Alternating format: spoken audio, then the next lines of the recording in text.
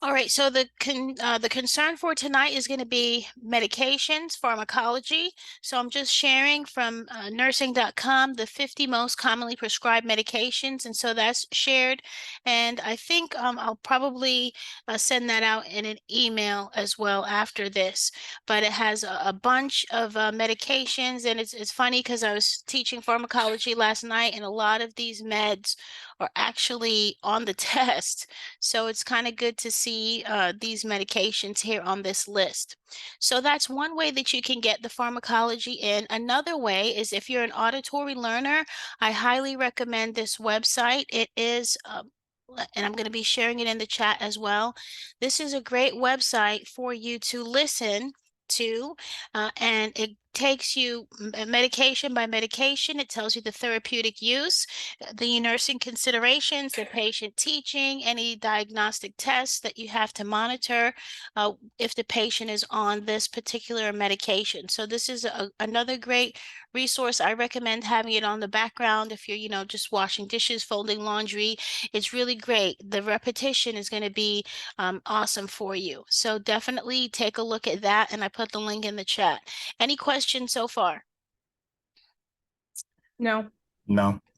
Okay, excellent. The next thing that I'm going to share is pictorials. If you tell me, okay, I'm having difficulty with my medications, if I'm having difficulty with my medications, well, this is really great. If you are a visual kind of learner, so this gives you the body systems and their alterations, but it also has the specific medications. So here we have bumetanide. This was also a medication that we discussed in pharmacology last night, right? So this is kind of a visual that tells you what's going on with each medication, and we are actually in the cardiovascular medication. So again, these are diuretics helping the patient to diurese, and it gives you a lot of pictures that you could probably remember. Some of them are funny, some of them are unusual, but this is just another way for you to remember these medications and their names and the nursing considerations, the side effects. And remember, adverse side effects is what's going to cause the patient harm or possibly death. That's what you would report to the healthcare provider if you have that kind of a question. Okay, so they have in this, and I'm going to share this with everyone. I'll put the link in the chat. So if you don't have access to this, you can definitely have access now. And this is going to be a great resource. And it just doesn't have pharmacology. It does have a lot of med surg concepts, fundamentals concepts. So this is a great kind of resource to reinforce your studies. The next resource that I'm really a fan of, I use all the time, is going to be Kathy Park's Level Up RN. She has actually been revamping her entire website, her product she's been updating. As you can see, wow, just as video has been updated today. So I think this is great, not only for active nursing students, but for graduates as well that are getting ready for the NCLEX. And she does have a pharmacology playlist. All right, without any further ado, let me greet Tonya. Hello, Tonya, how are you? Hi, Miss C. How are you? I am doing super. I'm happy that you're here. Do you have any questions? Yes, I want to know, I want to just get one more math tutor in. Do we still have that math tutor? We do, absolutely. So Mr. Anino, he won't be on campus on Friday, but I'm going to put his email in the chat, and he can actually do virtual sessions with you. Okay, and he'll be more Okay. than willing to do that. He won't be able to do it on Friday, but definitely before then. So, and it's Mr. Anino, and okay, and if anybody needs his information, it's in the chat. It's wilson.anino@fortiscollege.edu, and he definitely can Zoom with you. Okay, Okay, thank you so much. you're welcome. I'm happy that you're here. All right, we're going to go over these questions, and we're going to look at the rationale. When we do these questions, I want you to read the question carefully. Ask yourself, what is this question asking me? Is this a positive or negative question? And I want you to think, depending on the style of the question, what body system is this about? I want you to close your eyes and paint a picture of, okay, I'm walking into the room and I see this patient, or the patient is coming in front of me and I see this patient, or I'm getting report and I'm getting these lab values for my patient. So put yourself in the healthcare setting with this patient and have it become more real to you that way. Okay, so I'll start with the first one. So a nurse is caring for a client who has chronic renal disease and is receiving therapy with epoetin alpha. Okay, and which of the following laboratory results should the nurse review for an indication of therapeutic effect of the medication? Okay, so, and I'll kind of walk y'all through this one so you kind of get an idea of what I'm talking about. So when I see this, I'm going, whoa, this is a med surge kind of situation. And I'm thinking, my patient has chronic renal disease. I know that, and then I'm thinking, okay, what does my chronic renal disease patient look like? Well, this is a dialysis patient, and I know that the kidneys make something that's very important. The kidneys make erythropoietin. Erythropoietin is sent to the bone marrow to help with the production of red blood cells. So this is what I'm thinking as soon as I see that. And guess what? I see epoetin alpha. And we actually talked about this last night in pharmacology too. Quite interesting. This medication is a synthetic form of erythropoietin. So I know that this medication is going to help my patient that has issues with their red blood cells, right? Mhm. So now I'm going to look and see, okay, this is saying it's indicative of therapeutic effect. So this is something that's telling me, hey, this intervention is working. How can I tell that this is working? So I look at the choices: leukocyte count, platelet count, hematocrit count, the erythrocyte sedimentation rate. And so I'm going to ask myself, okay, I see Andres already putting it in the chat, so that's excellent. So I'm going to ask myself, which lab value makes sense with what we're looking for in this patient? And I'm going to ask Andres, why did you choose choice C? Just like you went through the questioning, it just made the most sense because the platelet count doesn't. They just the other options don't make sense to me, at least. Okay, I know. Okay, and it is the correct answer. And so you're right. And I'm putting the rationale in the chat just to make sure that we understand that this probably was an easier question. Maybe, I'm not sure. But it could have been an easier question because you're like, okay, it's all about the red blood cells. Okay, what has to do with red blood cells? Well, C and D technically have to do with red blood cells, right? I can cross out leukocyte because that's with white blood cells, and platelets. Okay, that's platelets. But these two, maybe I'm torn between these two. And if you remember from Med Surg, maybe you had an instructor saying erythrocyte sedimentation rate, SED rate, ESR. Those are the different names that nurses may use. Well, that is a sign of inflammation, and that is not going to be what we're looking for in this particular patient. We are thinking about red blood cells, we're thinking about oxygenation, we're thinking hematocrit. Okay. All right. Any questions about this one? No, No, was an easy one. It was. I mean, I was torn between C and D too, like you said. Like that's why I didn't say anything in the chat. But I was leaning more towards C. But I just wanted to see what everybody else was gonna say. Uh, well, it's okay, and you can be wrong. Like I have been wrong many times, and I'm still actually researching a question that somebody asked me. But yeah, it's okay to be wrong, and it's, put it out there and be ready to defend your answer, and that's okay. And we will not shame you or embarrass you. Okay.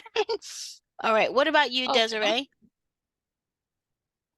Let me go back. About you, Desiree? Was this an easy one? Yes, I had picked C. I didn't type it in, but I picked C. Okay, no worries. Okay, what about you, Tanya? yes, I've seen this question before. That's Okay. the only reason why I knew because I seen the question before. And I will tell you, this is one that you could definitely see for NCLEX for sure. Okay.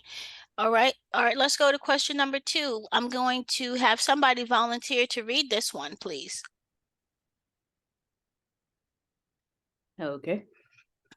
Go A ahead, nurse Sid. is a nurse is assessing a client who has systemic lupus E word and is taking H word.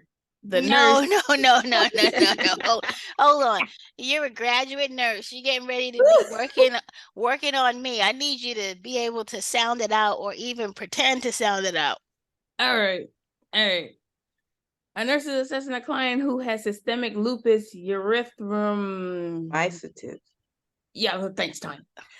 And is taking hydrochloronic. Ain't that stuff that's on a commercial? Anyway, the nurse should report which of the following adverse effects to the provider immediately.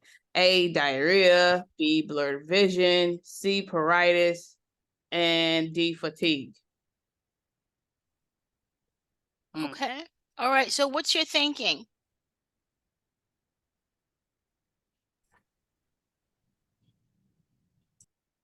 I'm thinking I'm in trouble if I see this question on the NCLEX. But think about the hydro. You know that chloride. What usually happens with that type of medicine if you was taking that kind of medicine? Exactly. Right. That's my point. If you see that, what usually happens? Like, let's say you're drinking chlorine. What happens to your system if you're drinking pool chlorine? And then you can kind of figure out the answer. What, blurred vision? No, diarrhea. You know, if you drink too much pool water, don't you get diarrhea? I can't swim. I don't be in pool. Okay. Okay. That's my thought process. It could be wrong though, but that's my Okay. thought process. Okay, so that's one way to think about it. So here's a strategy. So you know what? I have no idea of what hydroxychloroquine is, even though Donald Trump yelled it for like how many years for COVID, right? He's like, "Oh, hydroxychloroquine, it's so great, right? He So wants you to drink bleach. Wait, yeah. is that horse stuff that they were giving horses that everybody was talking about? No, Oh, I'm talking about something different. that's something different. Okay, that's Okay. something I different. thought it was an antiviral. Okay, so okay, so I won't tell you what it is just yet because we're going to use this strategy because you might get this on NCLEX, okay? So when we think about this, like, okay, I don't know what this medication is, okay? I don't know what lupus is. So, but I know what the question is asking me. The nurse should report which of the following adverse effects, okay? So when I think adverse effects, I'm thinking something that is really detrimental to the patient, something that's unexpected, something that can cause them great harm. So when I look at these choices, because I have no idea what lupus is, I don't know what hydroxychloroquine is, what is going to be the most serious condition for the patient? It kind of seemed like, I don't know. You can take out fatigue. To Okay, me, that so doesn't. Yes. Yeah, let's just So I take was that one out. thinking I was thinking diarrhea blurred or vision. blurred vision. Yeah. Yeah, because blurred vision could be that it's a toxic level. Yeah, the blurred vision sound pretty bad. Pruritus is okay. like a rash, right? And diarrhea is just Okay, water. hold on. Pruritus is what? No, it's not. What is pruritus? We've got to know this one. Urticaria is the rash. So what's pruritus? I'm about to say this. Itchiness. Oh, Kind of like itching, but it's not. Yes, Yeah. itching. Yeah, so we're not going to die from itching. Okay, the patient's not going to die from itching. Okay, so between diarrhea and blurred vision, what is the more serious situation? blurred Diarrhea. vision. Diarrhea. Diarrhea because of the Okay, dehydration. You losing fluid. Yeah, so that okay. I was thinking that too with your fluid Okay. imbalance. So do I you? mean electrolyte imbalance. Which one could kill you the most? A So neuro But problem. if you have Blurred blurred vision is vision because of neuro. toxicity, Yeah. then okay, that could hold kill on. you. True. So there's some discussion. I heard someone say that blurred vision is a neurological condition. It is. Is that serious? More serious than GI? Hmm. It's Okay. pretty. I think it's pretty bad. I mean, that you could kind of treat diarrhea with a lot of stuff. Blurred vision, like, is more acute than diarrhea, isn't it? And you are correct. You are correct. So I was kind of hopefully leading you all in that direction. And okay, you said the right word, say acute. Okay, urgent versus non-urgent. If a patient has diarrhea, yes, I'm concerned about fluid electrolyte imbalance. But if this patient previously didn't have issues with their vision and now they have issues with their vision, I'm really concerned, okay? Because this is potentially a neurological condition. And Desiree said, wait a minute, blurred vision could be a sign of toxicity, right? Uh-huh. So Gotcha. that's yes. So if you had no idea what the condition is, you had no idea what the medication is, I know that blurred vision is not a good thing for my patient, and it is an acute kind of situation because I'm thinking, okay, this patient can go blind. They can have retinal damage, right? That could be a manifestation. So whenever you have blurred vision, there's visual disturbances, kind of look at that closely and say, okay, this might be my answer. I don't want to say that, oh, it's always going to be the answer, but think it through, just like we, had some good discussion. And again, we have to notify the provider immediately. If you had to do one thing, if you had to address one thing, okay, because that diarrhea, yeah, it's pretty bad, but the blurred vision is going to be worse. Like the patient is really going to suffer if we don't do anything about their blurred vision. Okay, does that help at all? Yes. Mhm. Yeah. Okay, Yep. all right. And so in the chat, I put non-urgent versus urgent client care and said it, right? Acute versus non-acute. Okay. So, okay. All right. Great job. All right. So let's do a little bit of dosage calculation. All right. Because you might see something like that. So take some time to look at question number 3. Who wants to read it for us?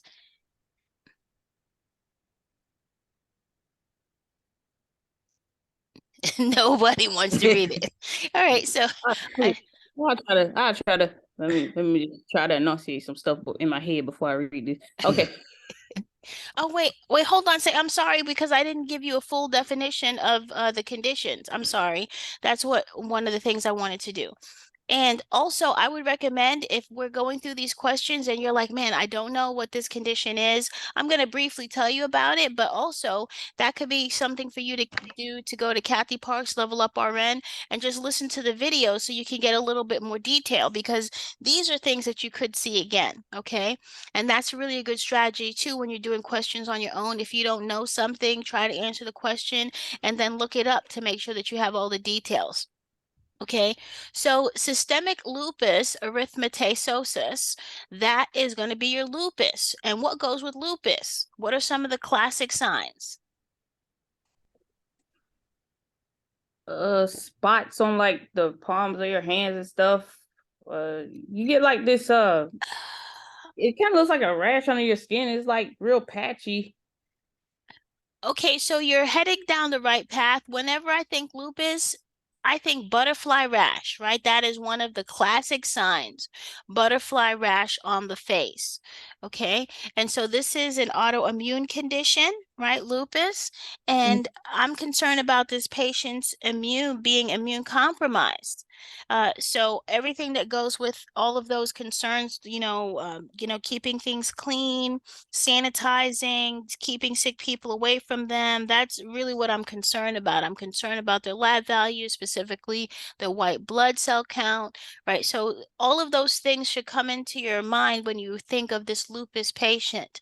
But really that butterfly rash should be one of the first things that comes up into your mind. Okay, now when I think hydroxychloroquine, this is an anti-malarial, it's a DMARD. And so this is used mainly for patients that have lupus to help them fight off any potential infections, okay, to fight off any infections that they may have.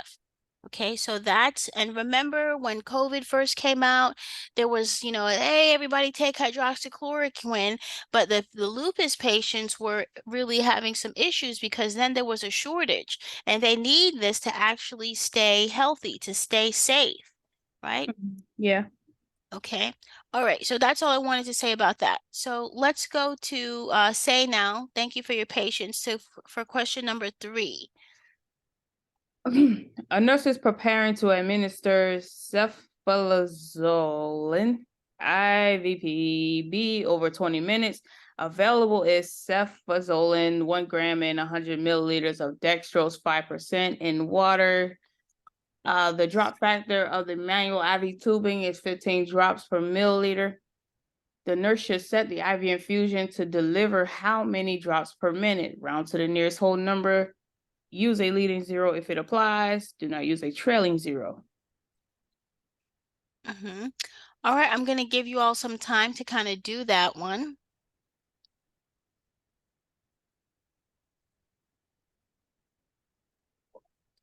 And if you could put your answer in the chat, that would be great.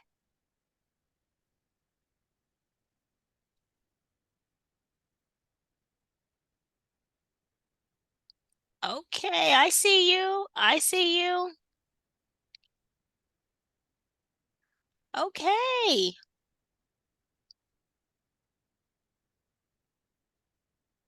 Okay, yes, GTT. Okay, gotcha. Autocorrect. I know that autocorrect sometimes is like you're sending text messages and it's like, oh man, that's not what I meant to say. That's not what I meant. Okay, waiting for Desiree.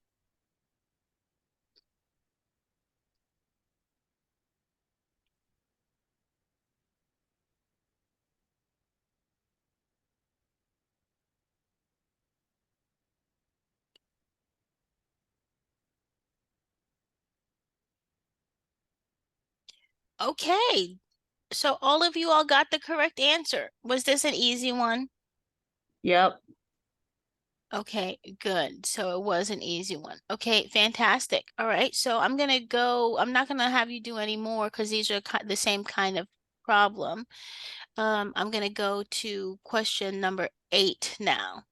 Okay, all right. Who wants to read this one? I'll try it. A nurse is providing discharge instructions to a client who has asthma and is about to start taking theo Phililine, It's Theophylline. Good job. theophylline. The nurse should tell the client that this medication might cause which of the following adverse effects. Wait a minute. The nurse is providing discharge to the client who has asthma. Okay.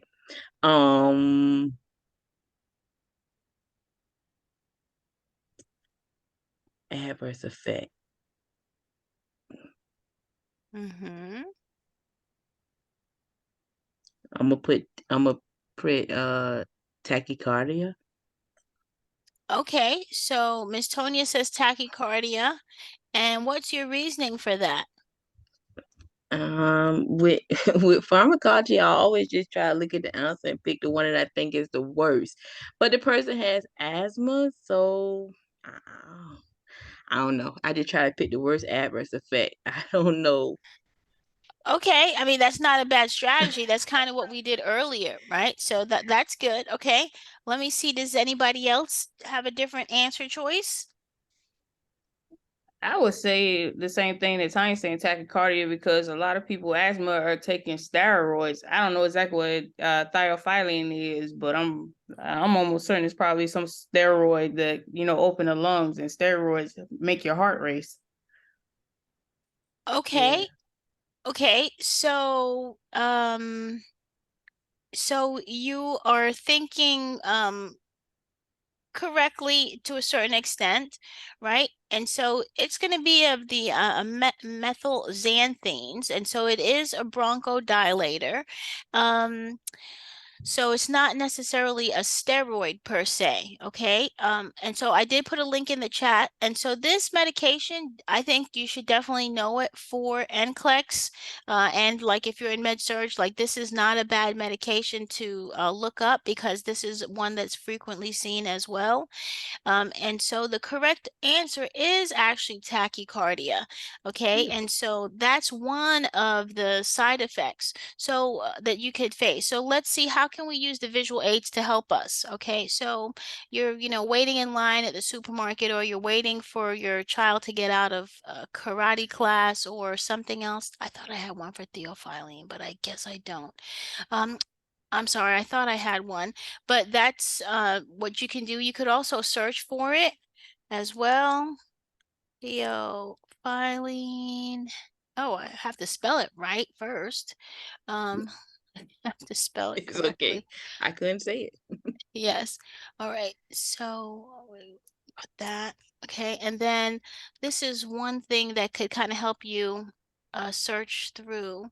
Okay. So I did find a visual aid, and theophylline actually is one of those medications that you do have to know the toxicity level.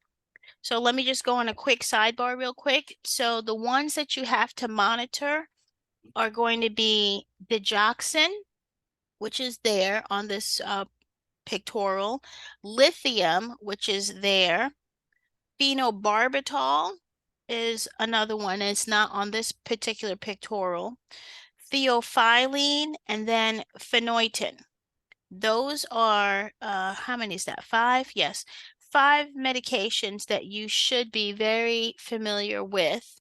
And let me put my little cheat sheet in the chat, because those are meds that you should know for NCLEX, as far as like, okay, these are ones that I'm concerned about their toxicity. And if you have a hard time like remembering the values, then at least remember the names of those medications. So if you see it, you should be on alert that, okay, I'm concerned about toxicity for this particular medication. Okay. All right, so I did drop that in the chat. Okay, so let's go back to the question and let me make sure I covered everything. So I really love actually what Tanya said. So she said, which one is going to be the most severe? Drowsiness, that's actually not the case. Theophylline is actually going to cause insomnia, right, more than drowsiness. And if you have a bronchodilator, what Say was saying too is their heart is going to be stimulated, right? So this patient is not going to be drowsy. They're probably not going to be able to sleep. And it's not going to cause constipation. It's going to be the opposite. It's going to speed things up. So it's more likely to cause diarrhea. And it's not going to cause oliguria. Oliguria is a reduced urinary output, right? Less than 30 mLs per hour. It's actually going to cause urinary frequency. So it's going to speed things up. But adverse, we think tachycardia. Okay, any questions about theophylline? No. Okay, fantastic. All right, we're going to pass the dosage calc and go to question 11, please. A Tell nurse me. is caring. You want me to start? Yes, please. Thanks. A nurse is caring for a client who's taking montuculas. How can you do that? I don't know. It's part of being born in Colombia, I think. Exactly. I don't think about it. That's why, just fire off these answers. Anywho, which of the following outcomes indicates a therapeutic effect of the medication?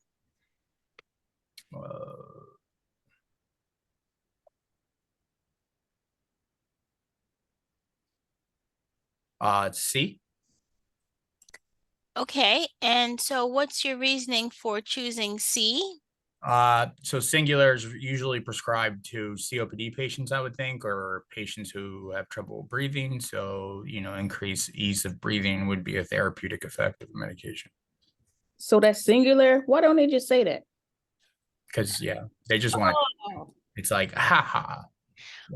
Okay, so I think, and so you are correct, Andrea. So thank you so much. That's great. And so I'm putting the rationale in the chat. And so for Say, I would say a good thing for you to do is that 50 most commonly prescribed medications, make some flashcards for yourself. Yeah. That's probably going to be, because I know that you know the names, you know the common names, the trade names, but the question is not going to say singular for NCLEX. So you really got to know these medications by their generic name. You've got to. And You can't know all of them at this point, but I would say those 50, that's a good starting spot because at least that gives you something, those are the most frequently seen ones, okay? So, let me check in with Desiree. Desiree, what were you thinking for this question? I was thinking that the answer that he picked, I think I seen this question before because that was the only reason I knew what that medication was. Okay, all right, very good. And then Tanya, what about you? What were you thinking? The only reason why I had picked that answer was because it's of breathing, which is airway. So I was with him. One, I pick it because it's the longest, but two is because it's airway. Okay, all right, got it. So now if you all see this medication again, you will know that this is Singulair, right? Montelukast. This is Singulair, and this is a respiratory medication. It's a bronchodilator. This is for patients that have chronic asthma or seasonal rhinitis. And rhinitis, I think a rhinoceros, right? Think the nose, and itis is inflammation. So that's what I think of when I see that, okay? And a therapeutic response would be the patient's able to breathe better. Okay, so and it has nothing to do with muscle pain or seizures or platelets. Okay, all right, let's go to question 12, oral acetylcysteine.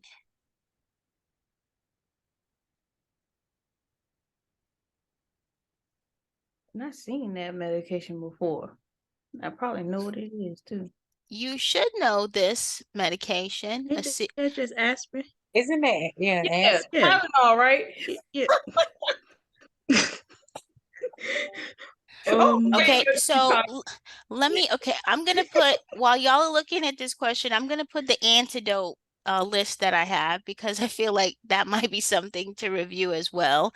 There's certain antidotes that you have to know for NCLEX. I would recommend. And well, I would say your mouth will become dry. okay, I don't. Yeah, like why would you avoid eating eggs on when you take your Tylenol? okay, so let me ask it this way. What is Tylenol? What is another name for Tylenol? Acetaminophen. Okay, so is this acetaminophen? No. It is not. You're Yeah. correct. Wait. Oh. So what is this in relation to acetaminophen? Wait, is that the antidote to that? Yes, it is. Yes, it is. Just like acetaminophen. Okay, that's the antidote. Okay. What? Oh, an adolescent. They probably tried to commit suicide or something. Let me stop. Yeah. Okay. We save me off the chain. Yes, okay. I All right, mean, if they taking an antidote to it, why else would they be taking an antidote to? They had to overdose on it, right? okay, that's a possibility, right? I can't find my antidote sheet. Okay, I'm gonna have to just make a note because I think that's something that y'all gonna have to review. So it is the antidote, right? And so it's going to help prevent or lessen the liver damage. Okay, and so you're right, say maybe this patient was trying to commit suicide, but that's putting too much into the question right now. Yeah. But it's good that you are thinking about that because you could get a scenario with this medication, and it could be a suicide scenario, and the patient took, a whole bottle of acetaminophen. So what would we know to do? What is a priority action? Well, I know that that's going to be, acetylcysteine is going to be that medication that I give. Okay, so let's talk about this. You kind of understand what this medication is. It's one of the antidotes, and it's particularly for acetaminophen. So you should avoid eating eggs. Okay, that's not true. There's no dietary restrictions with taking this medication. Your mouth will become dry. It's actually the opposite. They will have increased oral secretions when they're taking this medication. And so it But is the not. answer is C, right? So You the should not. answer is not C, actually. How would they do that? That's a nursing thing. Okay. So it's so it's not C, it's necessary to monitor your serum electrolyte levels. Okay.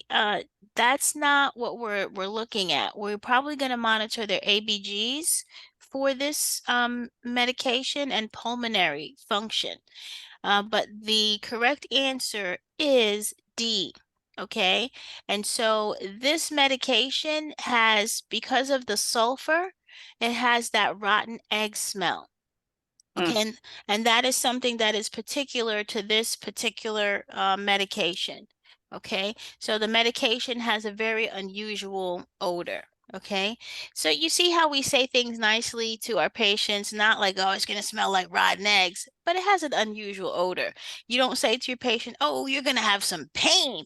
No, you're going to have some discomfort, right? So you have to be careful how you phrase things. But D is going to be the correct answer. So I'm glad we had this question because it tells me that we've got to review the antidotes, okay? Because that's important. Okay, any questions about 12? No. No? Okay, let's skip the dosage calculation. Are all of these? Okay, all right. Let me pull up another one because the rest of them are calculations. Give me 1 second. I'm gonna see if I have maybe some select all that apply. Oh, this is gonna be great. Okay, we will do some of these could be IVs. Okay. Okay, I think this is going to be a great one. Okay, some of these you may have seen before, some of them maybe not. We'll see how it goes. Okay, all right. I'm sharing my screen. Let me just make that a little smaller. Okay. All right. You should see question number 1. A nurse is caring for a client with Parkinson's disease and they're taking diphenhydramine, 25 milligrams POTID. Which of the following therapeutic outcomes should the nurse expect to see? Okay. And you can put your answers in the chat Oh, or you can say it out loud. That's fine. Decreased tumors. yeah, I'm agreeing. So you're agreeing with decreased tremors. Okay. Yes. Okay. Say, how did you get this one correct so quickly? Cause Parkinson's, they can't really control their what's the word I'm looking for? The little fine tremors that they have in the shuffling gait and stuff. And it says therapeutic outcomes, so you will see a decrease in that so they can be able to do certain things. Okay, yes, you're absolutely correct. Okay, so that's great. I see Andres also got the correct answer in the chat. Desiree, I don't want to leave you out. What were you thinking? I was thinking D as well. Okay, perfect. And so what Say said is true. Your patients with Parkinson's, when I think Parkinson's, I think Michael J. Fox, I think Muhammad Ali, I think Jesse Jackson, I think shuffling gait, I think the trembling, the mask-like faces, muscle rigidity, difficulty walking. They have that shuffling gait and it's a propulsive gait, cogwheel rigidity, pill rolling, right? Their thumb and their index finger is going to be rolling. And we know that they have problems with their balance, coordination, and antihistamines will help because of that mild cholinergic effect. Remember, your Parkinson's patient is also going to have that uncontrollable drool. So again, anticholinergic is going to be good because it's going to help them to drool less. Okay, and this is it's right there. And this That is in the early stages. Yeah, the medication though. You remember I told you I know these meds, but I don't know the other names to a lot of them. That's Benadryl, right? Yes, it is. That's Good, why man. I see some index cards in your future. I see some index cards in your future. Okay. Okay. All right. Let's go to question number 2, please. Oh, this is the question I don't necessarily love, but okay. Oh. All right. A nurse is completing discharge instructions with a client following an acute onset of gout. Which of the following client statements indicates an understanding of the treatment regimen? Tomato. I'll read it. I will closely follow a high purine diet. I will limit my fluid intake to 1 liter per day. I will take 1 aspirin every day, or I will limit my alcohol intake. I would say D. Yeah, because it's common in men that drink a lot. I remember that one. Well, I don't remember the question, but I remember learning about that. Stop the alcohol. Okay. Yeah, so I see Desiree put that. Okay. Antonia put that. Okay, Andres, what do you think? No idea. I'm gonna go with D. Okay, okay. So one of the things, and it's okay that if you're not sure, one of the things that you could do is probably take notes, because I know y'all are taking notes, is to write down gout and then go back and listen to the Kathy Parks video on gout. You're going to find it under musculoskeletal. So a gout is a condition where the patient has too much uric acid. Sometimes it was called the disease of the kings because organ meats, like organ meats or shrimp, shellfish, those kinds of things are high in the purines, and will have the body to have excess uric acid. And so this patient that has gout, and D is the correct answer, they should limit their alcohol consumption, okay? Because if they don't, they can actually have what's called a gouty attack. Now, this uric acid can build up into the joints, particularly the big toe, makes it painful for them to walk. And I'm thinking allopurinol and colchicine. When I think gout, those are the medications that immediately come to mind. Okay, and so I think allopurinol, all is, and I should probably put it in the chat. Allo. But when I think allopurinol, I think all day. And so that is actually the maintenance medication that patients with gout should take every day. But if there is an acute exacerbation, then colchicine will be the medication of choice. Okay. So there's a lot that goes with gout as far as the medication, as far as the condition, the nursing considerations, and patient teaching. So this patient that has gout, they should not take aspirin. Okay, because that can actually interfere with the uric acid excretion, and so not good. And limiting their fluid, absolutely not. We want them to be able to flush out their kidneys because they can end up with uric acid kidney stones. Okay, and then of course we don't want them to have a high purine diet. That's part of the problem. Okay. All right. So that's a little bit of some tidbits on gout. Okay. Let's go to the next one if there's no questions. And I'll put. All right. A nurse is caring for a client who's hospitalized with active pulmonary tuberculosis, and it started on, oh my God, ethambutol. I butchered that therapy. The nurse should understand that which of the following should be monitored: A, visual acuity; B, skin color; C, urine output; D, cardiac rhythm. You talking about tuberculosis? Mm-hmm. Hey. For some reason, I want to go with B. And I do have a reason for that. It might be wrong, but I do have a reason for it. Okay, what's your reasoning?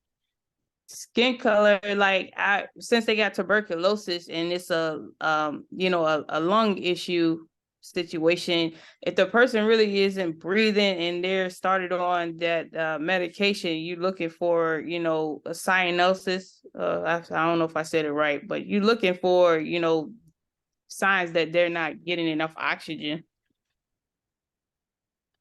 Okay, so I understand what you're expressing because you're concerned about their oxygenation, but do you think that they would say that as far as skin color?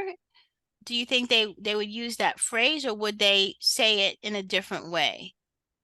They're probably saying it in a different way. That's why I said it's probably wrong, but I'm thinking about ABCs right now. Okay, so I think that you are correct because okay, in a sense that okay, following you that okay, tuberculosis is a respiratory condition. Whenever I think respiratory, I think airway, breathing, circulation. I'm looking for cyanosis. I'm looking for signs of visual distress. Okay, but this question is not a necessarily a tuberculosis question. This is, do you know the side effect or a potential side effect of this medication, ethambutol, that is used to treat tuberculosis?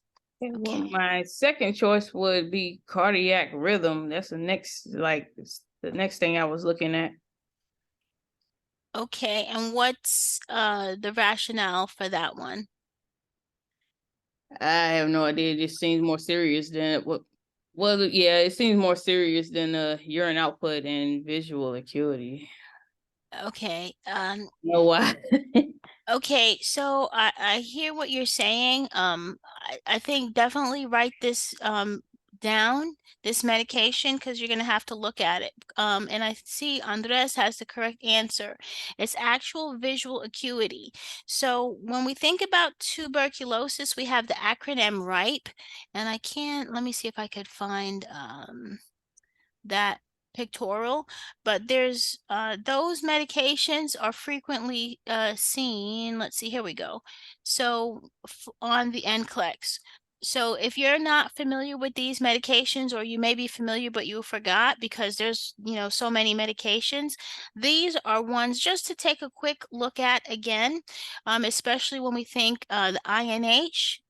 No, the rifampin, because that's the one that can cause the urine, right, to change colors to bright orange, right? So this is one that you definitely want to know these medications and their side effects, because some of them are very specific. Okay, so for number I three, knew and it was something with urine. I just forgot it was the I color. Yeah, I agree with you, Desiree. It was plain urine and just yep, urine and I would never got visual because So Yeah, to be I honest with you wanna- all, I asked Google. I mean, I'm gonna come. I ain't even Miss Colleen. That's my yes, rationale. Google. Wait, okay. so what is this this acronym? What is the picture saying? Like I'm not quite the visual person when it comes to these pictures. What is it saying? Okay, so that's a great question. So when we're treating tuberculosis, the medications of choice, because usually it's not just one medication that the patient gets, it's a combination. And these are the medications that are used: rifampin, isoniazid, um, pyrazinamide, and then ethambutol. So these are the first line kinds of medications for tuberculosis. So you should be familiar with these medications now, because each of them has, especially the rifampin and the ethambutol, they have specific things, side effects that we should be familiar with and look out for in our patient. And so, for example, the ethambutol, I'm really concerned about the effects that it can have on vision, okay, that it can have on the vision. So, and just let me see. Yeah, I'm familiar with the rifampin and INH. Mm-hmm, mm-hmm. I think I came across EMB before. I know I seen it before though. I just couldn't remember much about it. So Okay, that's okay. And I'm just putting some links in the chat, because you may, when you look at it, you're like, oh yeah, it will come back to your memory, right? Because we mhm. can't, again, do pharmacology all over again, but we can kind of refresh ourselves. So if we do see it on NCLEX, we'll be like, oh yeah, that was the one that I just looked up real quickly. And okay, I remember this. Okay, I remember that I'm concerned about blurring, eye pain, color blindness, loss of vision, especially in high doses. So, that's just a good way to study, especially if the NCLEX is close, because at this point you can't redo entire pharmacology. Okay. All right. Any questions about this? Let me go back to the question. Um, any questions? And so the correct answer choice is going to be visual acuity. And the reason why is because that is one of the specific side effects for ethambutol. Okay. So we're concerned again with ethambutol, optic neuritis. We are concerned about vision loss, loss of color vision, especially red and green, and baseline testing should be performed before the patient starts taking this medication, and then at regular intervals, they should have their vision checked. Okay. All right, and so just to address the skin color. So when they say skin color, it's more like skin appropriate for ethnicity. If they were looking at skin color, like if the patient didn't have adequate oxygenation, they would probably say cyanosis. Yeah. Or if the skin was pale, they would say pallor. So just kind of think about, the answer choices in that way. Yeah. Okay. All right, welcome, Sharice. I'm glad that you're here. We're just doing some pharmacology questions. That's the deal of the night. So do you have any questions or anything that you want to go over?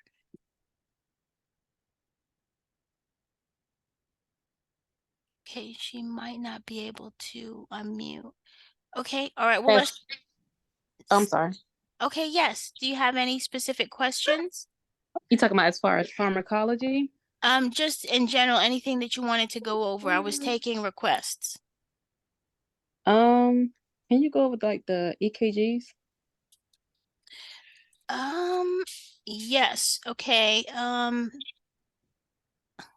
I will put a handout in the chat, and we can talk about EKGs for sure. Okay, so let's do question number 4, and then I'll put the EKGs in the chat. Okay. Okay, say you want to do this when you've been on a roll, so keep going. All right. A nurse is providing discharge instructions to a client who has rheumatoid arthritis and a prescription for oral betamethasone. Which of the following statements should the nurse make about how to take this medication? A, take the medication between meals. B, take the medication with orange juice. C, take the medication with milk. Or D, take the medication on an empty stomach. Oh. Okay, so everybody take some time to think about this medication. I'm still searching for my EKG handout. And you can put your answers in the chat.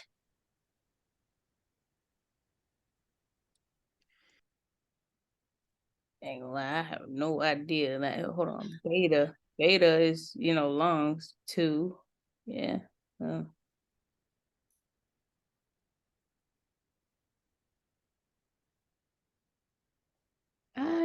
Arthritis.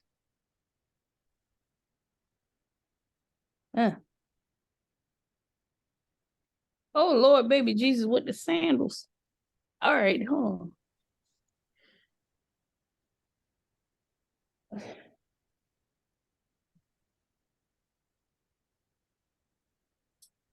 Okay, so this one is kind of specific. Okay, Is Sharice it orange says juice? C. Okay. So I would also advise, like, if you're like, man, I don't remember this medication. This is one that's frequently seen, possibly on NCLEX. So this is definitely worth looking it up. And Sharice, I did share some other resources, and I'll put it in the summary email, but let me just go over it real quick. The Kathy Parks Level Up RN, she's done redone most of her videos. MedMaster podcast is going to be great, and I'm pretty sure that a betamethasone is on here. Also, there's the visual aids. That could be another thing if you're a visual learner. And then there's the most frequently commonly prescribed medication, and I'm pretty sure that betamethasone is on here. Let's see, betamethasone. Oh, maybe it's not on here. Okay. Oh, But that doesn't mean that you don't need to know it, because that is a common one. But this is only 50, so I mean we could only put but so many things on the list. yeah. So, okay, so let me go back to the question. And so the correct answer is going to be C for this particular question. So this is one that you can take with milk, and this medication should actually be taken with food. Okay, should actually be taken with food. And I'm going to put the rationale in the chat when we talk about betamethasone. Okay. Um, this again should be betamethasone should be taken with a meal or with milk to prevent GI irritation. And really the only medication I could think of offhand that you take with orange juice is going to be iron. Okay, so that's not going to be, a common response. And again, don't take this medication on an empty stomach. Okay. All right. I'm going to pull up, I found one sheet, not the one that I was looking for, but this will work as far as going over EKGs. At this point, if you have the NCLEX coming up really soon, I wouldn't necessarily try to memorize every single one. I would be familiar with the most common rhythms. And this is, did I put this in the chat? Yes, okay, so this one is the one that's in the chat, the common EKG rhythms, okay? The common EKG rhythms. So remember with your EKGs, we're going to think that these strips are 6-second strips. So that means that I can count the PQRST complex if there is one, and that's going to tell me the heart rate that the patient has. Although in this handout, it's not a full 6-second strip because there's no way this could be a normal sinus rhythm. 1, 2, 3, 4. So that will give you a heart rate of 40. That's not going to be right. But I think they just made it shorter just so you can kind of get an idea of what they look like.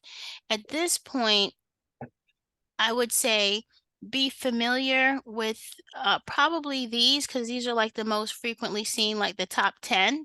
So normal sinus rhythm, we're looking for that PQRST complex. And let me actually bring a different picture so we could talk about PQRST really quick because I think that would be helpful. So before you go into that, so just give me 1 second. Okay, give me 1 second here.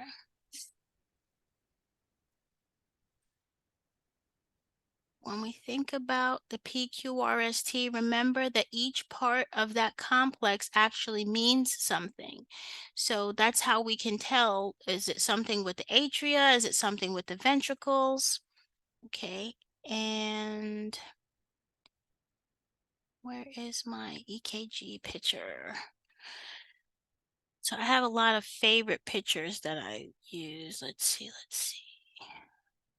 Oh, here we go. Okay, something is not working well. Okay, let me do it this way.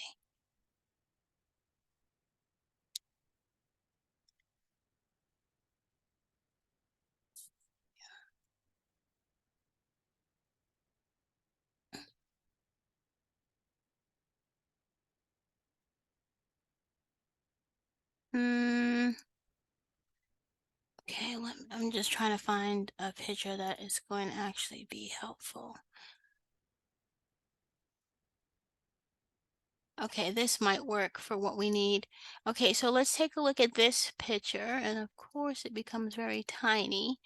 So when we think about the PQRST complex, I'm still sharing my screen, you should see it, right? So we know that the P part of it, so for every PQRST complex, we want all parts of the complex to be present. So when we have that P wave, that tells us, okay, depolarization of the atria. Okay, so this is going to be your atria that's actually contracting. Okay, when we have the QRS, that's going to be your ventricles contracting. When we have the T wave, that's your ventricles relaxing. And actually, when they're relaxing, they're filling up with blood, which is what we want to have happen. So if the PQRST complex is abnormal in any way, that's going to be indicative of different conditions. So I'm not going to go into the details of, if you got calipers and you're reading and how many seconds and all of that. At this point, I would not necessarily focus on that. I would focus on the most commonly seen ones and trying to understand the PQRST, what it's supposed to look like. And if it's not normal, what could possibly be going on, if that makes sense. So normal sinus rhythm, we see a normal PQRST for every one of the complexes that are present.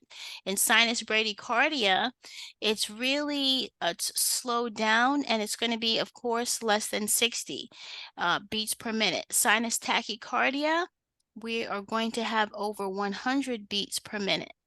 Now, the atrial fibrillation and the atrial flutter, they're somewhat similar, and the treatment of this patient is going to be similar in the sense that Okay, I'm concerned about the atria not fully contracting. They're kind of quivering and blood is pooling. This is your patient, then I'll relate it back to pharmacology, is going to be on your anticoagulants because we're concerned about clots forming.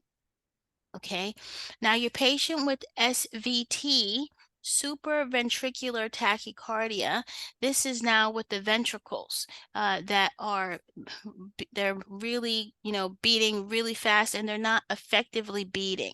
The concern I have is if the patient's ventricles are not effectively beating, we're not going to get proper oxygenation throughout the body. Okay. And then premature atrial contraction and ventricular contractions. I'm not really sure right now how to explain that one to you. But if you look at these, you can see that it doesn't look like a normal PQRST complex. It doesn't look like a normal PQRST complex. And in the follow-up, I'll have to tell you some things that you could possibly see for like maybe questions, but I can't think of anything right now for those two. It looks like a signature. That's what it looked like. It it does look like a signature, but more importantly, you're probably thinking, okay, if I see this, what does it mean for the patient? How are they presenting? What is my immediate nursing action? What medication should I give? And I don't remember that right now off the top of my head. I'm sorry, I don't. And I don't want to tell you any lies. So I'm going to have to look it up to make sure. But just know that those are abnormal rhythms. And if they're abnormal, it, it doesn't matter if it's atria or ventricular. I'm concerned about the cardiac output. Is the patient getting proper, perfusion through their body? Is this something that's sustainable with life? Okay. And then the ventricular tachycardia, that's your VTach and your VFib. We know that those are the ones that were like, okay, this is not compatible with life. This is when we have to defibrillate the patient. When they say you get the AED, it's for rhythms, these two rhythms, okay? Ventricular tachycardia and ventricular fibrillation. We sometimes affectionately call it VFib, right? Or VTach. This is when the patient has to actually get that shock, right? They have to be shocked back into a normal rhythm. Okay. Now, Sharice, I'm not exactly sure of what your specific question was dealing with EKGs. So I'm going to stop for a second. Wait, she's not even here. Oh, no. Oh, goodness. All right, she dropped out. Okay, because that was her question. So I have no idea if I answered her question. Okay.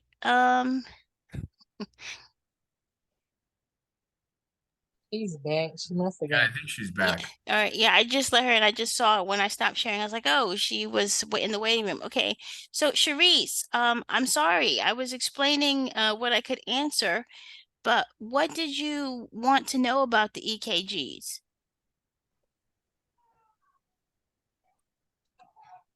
What you explained with what I saw before my phone died, that was pretty much what I wanted to know.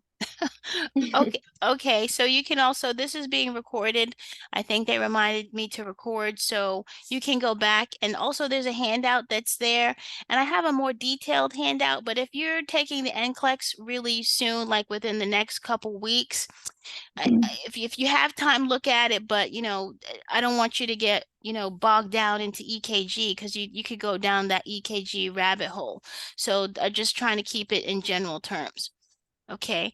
All right. I'm going to stop here and I'm going to kind of go around the room. Say questions, anything you want me to follow up with. Of course, when I was doing my Kaplan practice questions, I came across a question and I was wondering, why would they break up a vaccine for, not a vaccine, but administering a antibiotic? It was 2 milliliters for a toddler, a 2-year-old. And the answer was to break up the antibiotic in 2 separate doses, but it was only 2 mils, and I'm wondering why. Okay. So let me ask you a question.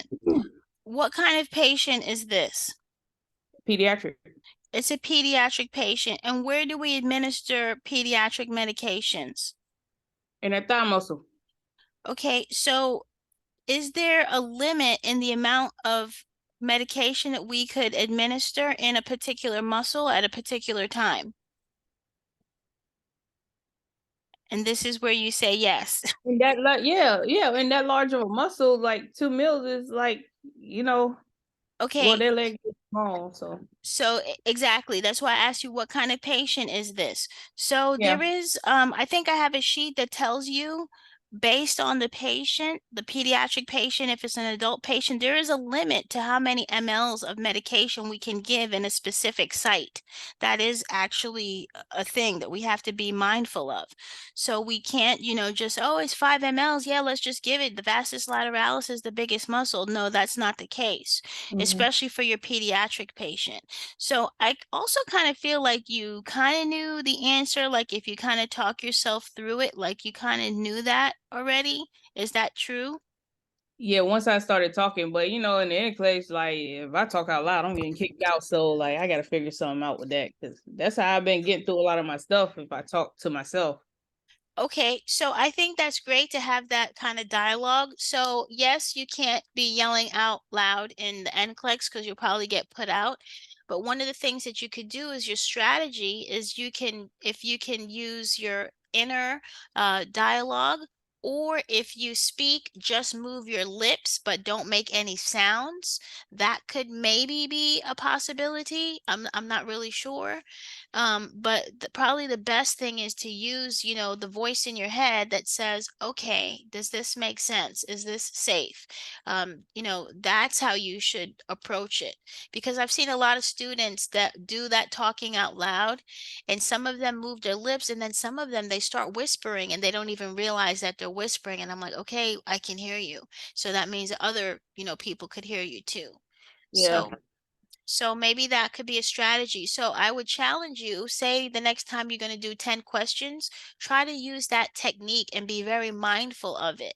And then before you take your NCLEX, you say your prayer, your meditation, whatever you're going to do, and then say, okay, this is the strategy that I'm going to use. Okay. And then really practice your breathing too. That's going to be helping you kind of calm down. Okay. All right. Thank you, Say.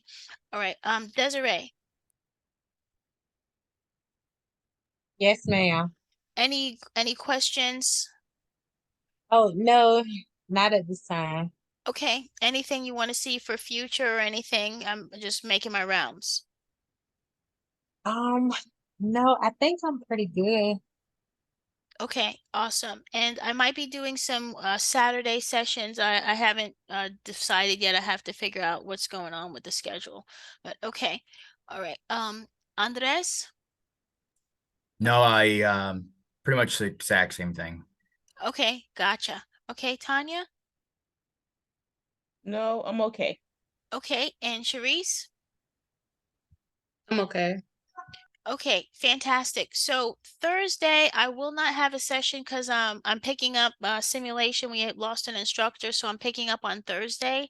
But Saturday, I will probably be open all day if anybody is interested or available. I can also do one-on-one sessions if you need on Saturday. That's a possibility as well. You don't have to make that decision right now. You could shoot me, a text message, or you can shoot me an email. And I'm gonna put my number in the chat, 618-585. Or you could respond to anything that you see in Dean's Corner.